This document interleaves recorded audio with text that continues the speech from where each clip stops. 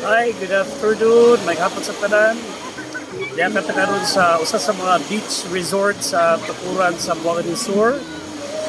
Nagpahuway ta bisag kadyot lang, makarelax sa ato ang utok, makarelax sa atong lawas.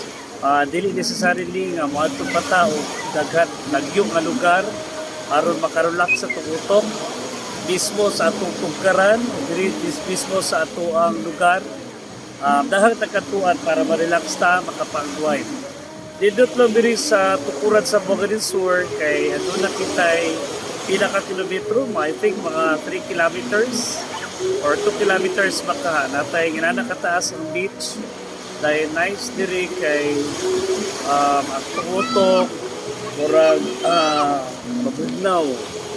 So dahang kay tagtaas ginabuhat sa usa ka adlaw, usahay mga burn out ta, o na at least once in a while, hindi kita mag-relax aron usab ma-inspire punta ato lawas, murag bugat kayo, dayon nindot sa kay ang hangin makahatag nato og energy. Kita ma-relax bitaw. Lahi ra gid na sa dagat ba, wala tas trabaho.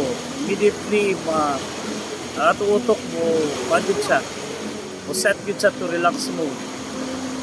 So nindot lang diri sa mga lugar tukuran sa Buanga del Sur kay daghan kay sang lugar nga pwede nato atuan aron usab kita maka-relax. So ano na ta hapon pahangin dayon maka-relax gamay. So muna ito area no.